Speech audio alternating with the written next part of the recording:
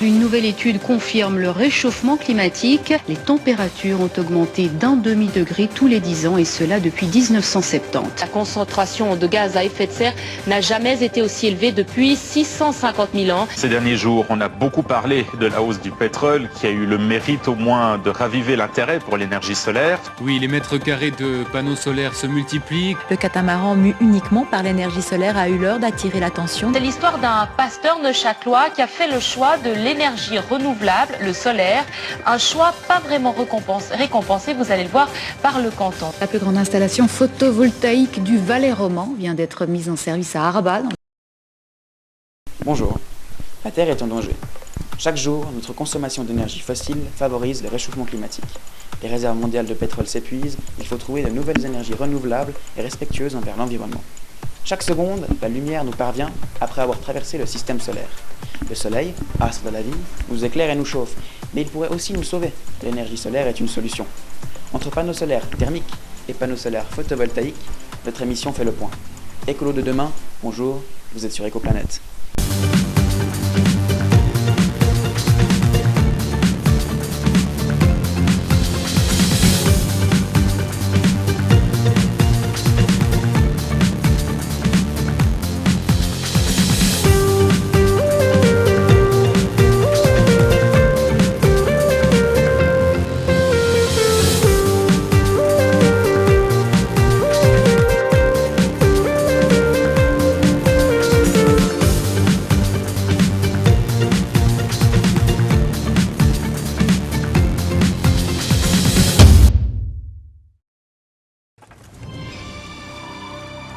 Tout commence dans un monde ambitieux.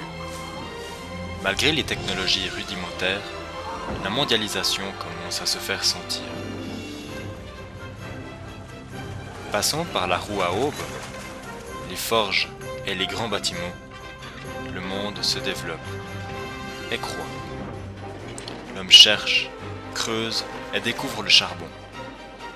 Le charbon qui sera utilisé pour se chauffer et se déplacer. Une vraie révolution.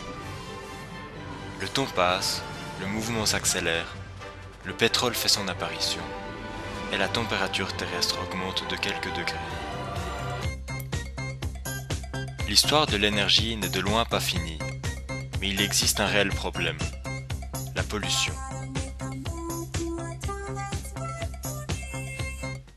Cette édition spéciale d'Écoplanète donne du sens aux énergies renouvelables. Basée sur le solaire, découvrons ensemble l'un des mouvements novateurs et branchés permettant au grand public de faire des économies d'énergie. Il s'agit de ces grandes bandes noires posées sur nos toits de maison ou carrément posées au sol dans nos jardins. Ces immenses plaques sont en fait des panneaux solaires thermiques, autrement dit des chauffe-eau. Les professionnels parlent de panneaux solaires à accumulation. Elles ont d'ailleurs été source de conflits car leur taille était importante et leur couleur n'était pas forcément appréciée par tout le monde. Peu importe.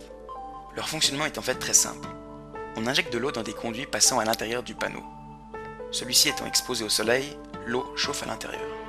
Nous n'avons plus qu'à la récupérer dans un boiler préalablement posé dans la cave par exemple. Maintenant, cette eau, source de chaleur, va être redistribuée à l'intérieur de notre maison via un radiateur. Elle permettra de chauffer la maison. Voici un exemple concret d'application. On observe une situation où l'installation est posée sur un toit, et une autre où c'est la toiture d'une maison qui est recouverte de cette technologie. Pas mal, non? Leur utilisation est vraiment simple. Au niveau des dépenses d'électricité, c'est une solution rentable et cela permet d'économiser un peu d'argent vu que l'on se chauffe gratuitement en été. C'est d'ailleurs une des technologies qui est complémentaire au photovoltaïque. On constate que les panneaux thermiques sont bel et bien présents dans nos maisons, comme le témoignent ces chalets ou Diablerelle. Mais qu'en est-il en matière de photovoltaïque? Cette notion est-elle connue du grand public? Petit quiz dans la région Yverdenoise. Si je vous dis le mot photovoltaïque, à quoi est-ce que vous pensez? Justement, panneaux solaires et à la société Flexel qui vient justement à Aubert-Yverdon. Même si je suis étudiant d'électricité, c'est quelque chose d'ancien, non, le photovoltaïque? Les capteurs solaires sur les toits, ce genre de choses. Photovoltaïque, je sais pas. Allons dans le concret. Voici donc une petite maquette représentant une coupe transversale d'une cellule photovoltaïque. En premier lieu, une couche de silicium dopée négativement. Le silicium fait partie des ressources les plus abondantes sur notre planète. C'est une matière qui, dans le domaine du photovoltaïque, révèle des propriétés semi-conductrices. Cette couche détient une charge électrique négative du fait que le silicium soit dit dopé au phosphore. C'est une sorte de mélange qui fait que le métal devient instable. D'un point de vue atomique, suite au dopage au phosphore, les atomes de silicium ont sur leur dernière couche un électron qui est faiblement lié au système. Cette deuxième couche de silicium est dopée positivement. Cette fois-ci, la couche détient une charge électrique positive, ceci venant du fait que le silicium soit dopé au bord. D'un point de vue atomique, les atomes de silicium ont un manque d'un seul électron sur leur dernière couche. Ils ont donc la capacité d'accueillir un électron provenant de l'extérieur. La couche du haut se nomme dans le vocabulaire courant la couche de type N. La couche du bas, elle, se nomme la couche de type P. La couche de type N, grâce à sa construction, porte des électrons en surplus. La couche de type P, au contraire, a un manque d'électrons. On caractérise cette absence de particules par le terme électron-trou, car la couche est capable d'accueillir dans sa structure des électrons. Si on connecte ces deux couches, un échange de charge est possible. Ce phénomène apparaît lors de la création du panneau photovoltaïque, en usine. Lors de la mise en contact des deux couches, les électrons libres de la couche de type N vont migrer vers la couche de type P, pour ensuite se recombiner avec les trous se trouvant dans cette zone. Il existera donc durant la vie de la jonction une charge positive de la région N au bord de la jonction, car c'est le lieu de départ des électrons, c'est de là qu'ils sont partis. Il existera également une charge négative dans la région P au bord de la jonction, car c'est là que les trous ont disparu. Une sorte de tri s'est effectué. La couche de type P contient des atomes ayant un manque d'électrons, c'est l'électron-trou. La couche de type N contient des atomes ayant des électrons en surplus. Prenons maintenant les étapes de migration de l'électron ensemble. Lorsqu'un photon, particule de la lumière, heurte la surface du panneau photovoltaïque, il arrache l'électron le plus faiblement lié à un atome de la couche de type N. Ce phénomène se nomme la diffusion inélastique. C'est la diffusion de Compton qui permet que le photon puisse arracher l'électron faiblement lié au système. En résumé, lorsque le photon entre en contact avec la couche externe d'un atome, le rayonnement provoque l'éjection de l'électron qui est faiblement lié à la structure atomique. Ensuite, l'électron, étant éjecté de sa dernière couche instable, va se diriger en direction des trous pour se recombiner avec des atomes pouvant l'accueillir. L'électron va donc migrer vers la couche de type P. Ne pouvant pas passer par la jonction NP, c'est l'effet de diode, il est obligé de passer par une connectique externe. Il suffira ensuite de placer, par exemple, un dispositif lumineux entre ces deux bornes de transit, dont ce câble, pour profiter du courant ainsi créé. Une fois que l'électron a rejoint la couche de type P, il va se diriger à travers la jonction NP pour retrouver son état initial d'instabilité dans la couche de type N. La différence de potentiel entre les deux couches est toujours présente. Le phénomène va se reproduire d'innombrables fois en une fraction de seconde sur une longue durée, étant donné que les électrons ayant migré retrouvent leur lieu de départ peu de temps après. La construction de panneaux photovoltaïques se fait en 4 grandes étapes. En premier lieu, on s'occupe de la fusion du silicium brut encore sous la forme de cailloux. Cette matière sera chauffée à 1500 degrés pendant 3 jours à l'intérieur de fours spécifiques. On découpe le silicium avec des fils très fins afin de faire des lingots. Ces lingots sont ensuite découpés en briques, puis en plaquettes, ce qu'on appelle des wafers.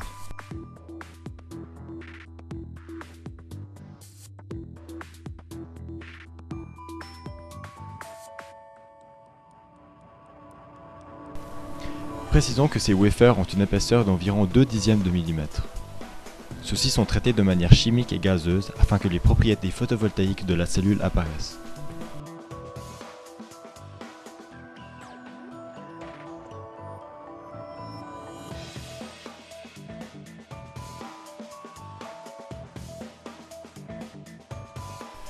Une fois que ceci est effectué, on la fait réagir sous un éclairage de sorte à générer un courant entre un pôle plus et un pôle moins.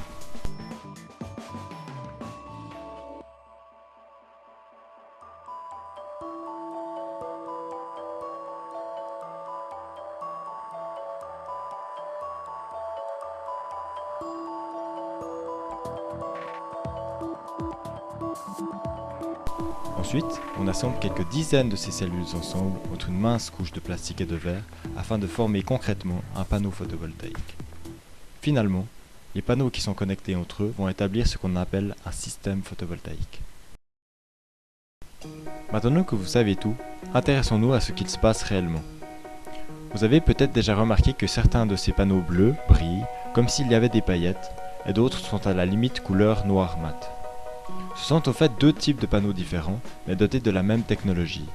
Voici un bref aperçu pour que vous puissiez vous faire une idée. Sur la droite, voici une des cellules formées en silicium monocristallin. Sur la gauche, des cellules formées de silicium multicristallin. Ces deux types de cellules sont celles qui sont le plus répandues car c'est celles qui ont le meilleur rendement. Mais avant de vous montrer un petit tableau comparatif, parlons aussi du silicium amorphe. Pourquoi ça? Le panneau en question est d'une tolérance extrême dans tous les sens du terme. Tout d'abord, on peut facilement le ranger vu qu'on peut le dérouler. Ensuite, vu sa taille qui est souvent très petite, on peut le placer, le replacer et le déplacer où on veut. Vu que la pose de ces panneaux est très rapide et que l'utilisation est très simple, ces panneaux vont être de plus en plus utilisés dans la vie quotidienne.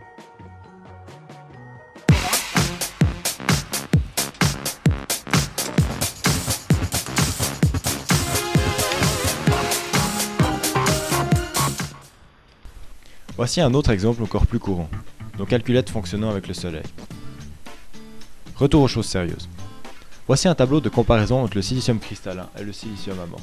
Comme vous pouvez le voir, le silicium amorphe se comporte mieux dans des situations d'éclairage non optimales. Cela le rend plus adapté pour une utilisation dans des conditions extrêmes. Néanmoins, le silicium cristallin a un meilleur rendement lorsque le ciel est découvert. On peut donc affirmer que le choix d'un panneau solaire dépend très fortement de son utilisation.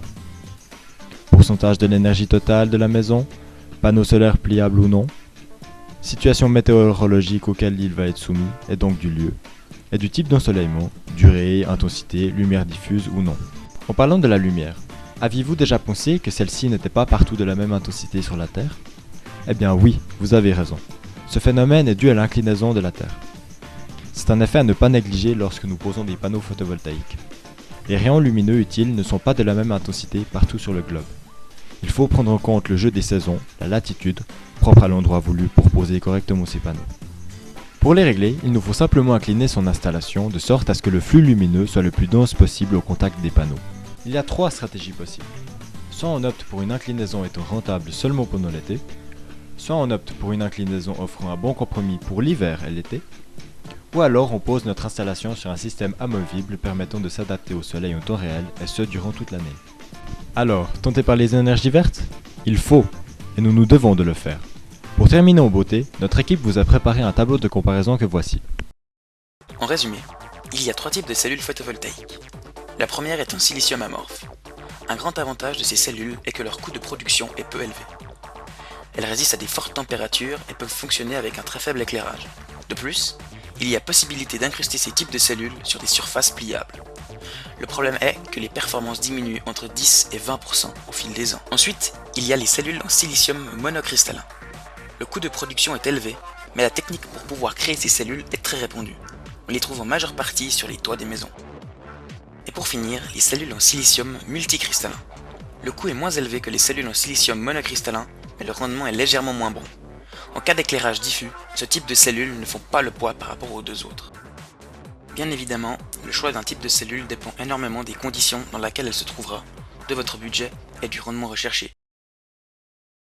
Avant de vous quitter, démontons ensemble quelques mythes qui ont tendance à ternir l'image de l'énergie photovoltaïque. Le photovoltaïque ne jouera jamais un rôle majeur dans la production d'électricité car il faudrait couvrir tout un pays entier de panneaux pour produire suffisamment d'électricité. Faux! Actuellement, en Europe, sachez qu'il suffirait de couvrir tous les toits orientés au sud pour couvrir les besoins d'électricité. La fabrication des panneaux solaires demande plus d'énergie qu'ils nous délivreront durant leur fonctionnement. Faux! Le taux d'amortissement énergétique pour un système connecté au réseau électrique est de 4 à 8 ans. L'électricité solaire est 10 fois trop chère par rapport aux autres sources d'énergie. Faux! En Europe, le coût de l'électricité solaire est de l'ordre de 25 à 65 centimes d'euros par kilowattheure selon l'emplacement.